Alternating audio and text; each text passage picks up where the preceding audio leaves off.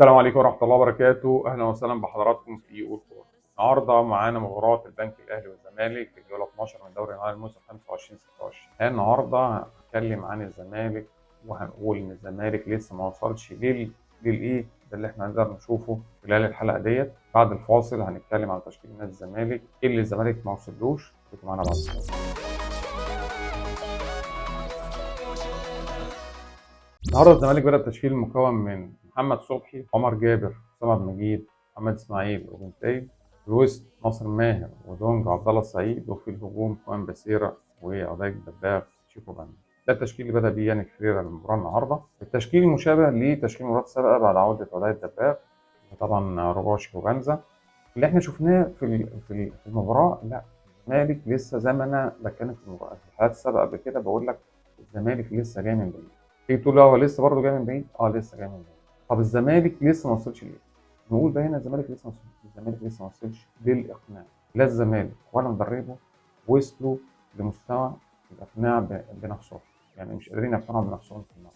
انا بتكلم فريق نادي الزمالك ده، أنا لازم اقتنع بنفسي ان انا نازل هكسب المباراه 1 2 3 ايا كانت الفرقه اللي بتلعب قصادي. لا، اللي احنا شايفينه من نادي الزمالك بينزل زي اي فريق تاني، يعني فريق في المركز العاشر في المركز ال 12. انا بلعب المباراه، ربنا وفقني جبت جون تمام، ما جبتش جون انا ماشي هو بالمباراه. مفيش الحرص والحماس والحميه الشديده اللي انا بلعب بيها، اللي توصلني وتخوف المنافس اللي قصادي، توصلني الهدف بتاعي ان انا اكسب، وتخوف المنافس اللي قصادي وتخليه يعمل اخطاء او ما يلعبش كوره كويس. لا، انا بالظبط كده، انا ماشي زي ما يكون الزمالك بيسير كل مباراه. انا بلعب عادي جدا براحتي، والفرقه اللي قصادي برضه بتلعب براحتها، ما بضغطش، ما بعملش هجوم مكثف، ما بخطئش اللي قدامي ده. لو انت ما تعملش الحاجات دي في كره القدم مش هتكسب. هي كره القدم عايزه كده، كره القدم عايزه اضغط على المنافس، خلاص كره بسرعه، الاستحواذ، سلسله اللعب، الهجوم المكثف باعداد كبيره 6 و7 و8 لعيبه جوه ال 18 بتاعت المنافس عشان اقدر اجيب اجوان. ده انت ما تشوفوش، يعني ما بتشوفوش من الزمالك، لا شفناه من الزمالك ولا شفناه من البنك الاهلي النهارده. فرقتين بيلعبوا كده. طب يا رب مين فينا اللي هيجيب الجون الاول؟ احنا بنمشي اهو وزي ما تيجي بقى مين اللي يجيب الجون الاول. فبصراحه ما كانش في اداء، ولا كان في حميه، ولا كان في رغبه شديده ان اي فرقه فيهم تفوز بالمباراه، او ان هي تركز وتهاجم هجوم شرس متتالي لمده 10 15 دقيقه من كل شوط. لا، ما شفناش الكلام ده خالص. فطبعا شفنا مباراه فتره، مباراه اقل من المستوى، مباراه احنا شايفين فيها كوره، شايفين فيها هدوء، كوره فيها شويه تخبيط بس ما فيش كوره. الحاجه الوحيده اللي كانت موجوده هو الكوره بتاعت الهدف اللي جابه الزمالك في الهدف. اتكلم الاول في الدقيقه 28 وركله الجزاء اللي تم احتسابها لاسامه فيصل. الحقيقه انا بختلف مع الكابتن محمد ناجي في ركله الجزاء دي. انا ركله الجزاء دي انا شايف تدخل طبيعي، تدخل طبيعي، وانا ببص لازم ابص الوضع التشريحي للمدافع عامل ازاي. الوضع التشريحي للمدافع داخل بيعمل خطا، ليه مد رجله بشكل معين ان هو يعمل بيها الخطا؟ لا، دخول عادي جدا واحتكاك عادي جدا، بس مع الاحتكاك ده ابتدى اسامه فيصل يميل بجسمه قدام، اللي هو انا عايز بقى ايه، هقفز، هنزل، هعمل سيموليشن ايا كان. انا ببص الحته دي، انا حكم، انا ببص الحته دي. الحته دي حتى لو مش متخيل خلال المباراه ان انا اتاكد منها، انا عندي الفار عشان اتاكد منها. اللي حصل بقى ان اسامه فيصل لما يحصل احتكاك طبيعي والرجل ما راحتش تعمل خطا بتاعت محمد اسماعيل، ويجي اسامه فيصل يقع، وبعد كده القدم بتاع محمد اسماعيل يدوس على القدم بتاع اسامه فيصل وهو على الارض، ده لا، ده ما قلتش هنا ده داس على الرجل، او لا ده عمل خطا هنا، لا خالص. انا لعيب، ما انت اوريدي بقت قدامي وقع على الارض، فطبيعي جدا مش عارف اتفاداك، اخبط فيك ادوس فيك، فده عادي جدا. فانا شايف من وجهه نظري طبعا ان ركله الجزاء دي مش ركله الجزاء اللي تم احتسابها واحرز منها اسامه فيصل الهدف الاول للبنك الاهلي في 28. دي وجهه نظري في ركله الجزاء. اداء فاتر خلال الشوط ده، ما شفناش شك من مدرب الزمالك ولا لعيبته، والناحيه الثانيه برضه لا شك من كابتن ايمن رمادي ولا لعيبته. المباراه شوط اول فاتر جدا، ما فيهوش اي حاجه. خدنا على الشوط، بعد الهدف اللي في الدقيقه 28 الزمالك، حابب اقول انا هنا مشيت معاه هجمه بشكل كويس. صراحه انا شايف ناصر ماهر عمل كام كوره خلال المباراه، لو في حسن استغلال من بعض اللعيبه لا كانت ممكن تعمل حاجه. انما انا بتكلم عن ناصر ماهر، الهدف اللي جبته لا، بصراحه اللفه اللي انت لفيتها ودخلت بيها 18، الكوره اللي عملتها لتحت لاخوان باسيرا، اخوان باسيرا لفته سحبته للكوره. انا كنت عايز بصراحه الكوره تخش هدف من هنا. هو ده جمال الهدف، جمال الهدف اللي يدخل هدف من ترقيصه اخوان باسيرا وزقته للكوره، بس هو الفينش بتاع الكوره بتاعه ما كانش كويس. انما اللي كان كويس اللي هو الفينشنج من شيكو بانز، المتابعه في الزحمه وانا رحت حاطط رجلي فجبت الهدف 3-1. فالزمالك اتعادل. يا جماعه بقى عايز اتكلم عن شيكو بانز. انا شيكو بانز ده بالنسبه لي انا بحسه لما بيلعب لما بينزل ملعب كده انا بحس ان ده لاعب كوره خماسي، ده لاعب كوره يعني هو ايه، يعني خلينا نقول ايه، بتاع حركات. ان انا بعمل الترقيصه كده عاليه واروح واقف، يعني ما بكملش، يعني انا إيه، طب هتمشي معاه ولا مش تمشي؟ بزق الكوره وبجري، طب زي ما تيجي، ببص لنفسي ما ببصش لعيب. طب انا عايز اشوف نفسي وانا لعبت كوره حلوه ورقصت اللعيبه اللي قصادي وجريت بكوره ولا لا. باصص لنفسه دايما مش باصص اللي حواليه. فاللعيب ده عمره ما يطلع منه كوره كويسه غير بتوجيه سلوك من المدرب، وده اللي احنا قاعدين نتكلم فيه في الحلقه السابقه. شيكو بانزا ده لازم المدرب يطلع منه حاجه، مش هيطلع منه حاجه يفضل شيكو بانزا بشكل الاداء ده كده اللي هو ما تقدرش تحكم على مستواه. هل هو لعيب كويس؟ لعيب كويس. طب ده انا بقول لعيب عنده سرعات، طب استغلها ازاي؟ لازم ده يا جماعه ده اللي احنا بنقول ايه، المدرب بقى ينضف له مخه شويه كده عشان يطلع منه كوره. ده شيكو بانزا. وده الدباغ لسه راجع من الاصابه، لا بعيد شويتين. تمام. ناصر ماهر كنت عادي النهارده هايل وفوق العاده، لا اداء راقي جدا منك النهارده. بس زي ما بقول انا بتكلم كتيم نادي الزمالك، لا ما شفتش منك الحميه ولا القوه دي. حسام عبد المجيد رجاء بلاش الكرات الطوليه اللي انت بتعملها، كل الكرات الطوليه كلها مخطوفه، كلها راحه للمدافعين، كلها بره الملعب. يا جماعه حد بيلعب الكره الطويله دي دلوقتي كانت موجوده في الدوري الانجليزي ده من 20 سنه 30 سنه فاتت، خلاص الانجليز كانوا بيلعبوا الكره الطويله دي وهم اللي اخترعوها، انتهت. احنا خلاص لازم الناس تتعود ايا كان حجم الفريق، حتى لو فريق في المركز الاخير، فريق في المركز 18 19، لا ده انا لازم اطلع كوره من تحت.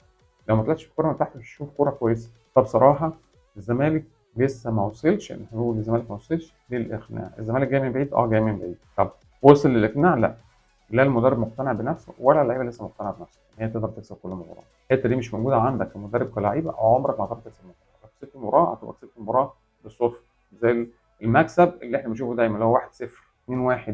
انما زي مباراه المصري انت عملتها كسبت 3-0 دي مش هنشوفها تاني غير بان انت مقتنع بنفسك وادائك جوه الملعب. يعني كفايه انت حفظت اللعيبه اماكنها جوه الملعب، تمام.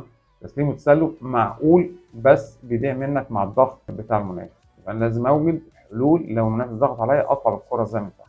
ودي هتبقى مهمه الاثنين سيرد باكات ومعاهم الراجل رقم 6 ورقم 8 اللي هو ساعات بينزل ليه ناصر ماهر او عبد الله السعيد، رقم الجناب بينزلوا يعملوا رقم 8. لازم مدرب الزمالك يعني فيريرا واللعيبه تقتنع بنفسها عشان تقدر تطلع حاجه. انما اللي بيحصل ده ان الجمهور كل مره مش عارف انا بلعب البنك الاهلي وانا هكسب ولا مش هكسب. دي ما كانتش موجوده الاول في الكوره. يعني الاهلي والزمالك ده، يعني الاهلي بيلعب بتروجيت الاهلي هيكسب خلاص، انما لا الاهلي يتعادل ده مش طبيعي. الزمالك والبنك الاهلي لا الزمالك يكسب انما الزمالك يتعادل ده مش طبيعي. فاللي حصل قطبي الكره المصريه طالع منهم الاداء بالشكل ده كده، لا احنا خدنا على المنتخب بتاعنا احنا نلعب كاس في شهر 12، لا ده كده ما اعتقدش ان يكون في مستوى. فانا رجاء كده المديرين الفنيين الانديه الكبيره زي الاهلي الزمالك بيراميدز لازم نشوف شكل الاداء عشان عندنا بطوله. طب احنا مش هنتكلم على الدوري، مش عايزين دوري بس عايزين ناخد كاس الامم، تمام. فكلنا مين اللي ياخد دوري اي حاجه يتقسم بين الثلاث فرق بس نوصل لحاجه ان احنا ناخد كاس الامم. هناخد كاس الامم بالمستوى العالي لعيبه في المسابقات المحليه اللي احنا بنتكلم عليها اللي احنا مش شايفينه. فالزمالك انت لسه ما وصلتش لمرحله اقناع، لا قادر تقنع نفسك كلعيبه ومدرب ولا قادر تقنع جمهورك ولا قادر تقنع المنافس بتاعك ان انت تقدر تكسبه في اي وقت. دي تتوجد ازاي؟ من شغل مدرب مع لعيبه.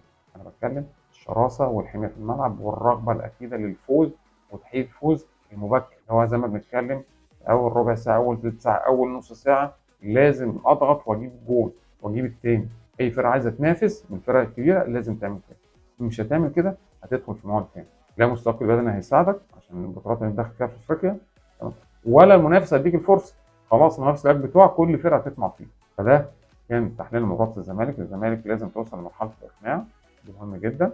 مدرب لعيبه جمهور وتقنع المنافس قصادك ان انت تقدر تفوز عليه في اي وقت. بصراحه ده كان تحليلنا للمباراه اللي ما كانش فيها اي حاجه خالص، مباراه فاتره، اداء يعني مش موجود. بس زي ما بنقول الزمالك يبقى جاي من بعيد. جاي من بعيد يعني ايه؟ نتمنى ان المستوى يعلى، انما احنا مش هنقدر نقول ده احنا متخيلين الزمالك ده هيعمل حاجه بالشكل ده. هو ده الزمالك بتاع السنين السابقه اللي احنا شايفينه النهارده. لسه جاي من بعيد، لسه جاي من بعيد. زي ما قلنا كده المدرب ده عايز 20 مباراه كده عشان هي واللعيبه دي عشان يطلع منهم حاجه. فده كان تحليلنا النهارده لمباراه الزمالك والبنك الاهلي اللي طلعت تعادل 1-1. طبعا يعني هارد لك قبل ما اقول للزمالك والبنك الاهلي اقول هارد لك لجمهور الزمالك اللي بصراحه زيه زي جمهور الاهلي. ما يا جماعه الجمهور ده من اول دقيقه في المباراه لاخر دقيقه بيشجعوا. جمهور الاهلي وجمهور الزمالك يا جماعه على الاقل المكافاه، الاداء الحلو الفوز. يعني اهلي وزمالك لازم تدوا جماهير، دي المكافاه بتاعتكم الجماهير.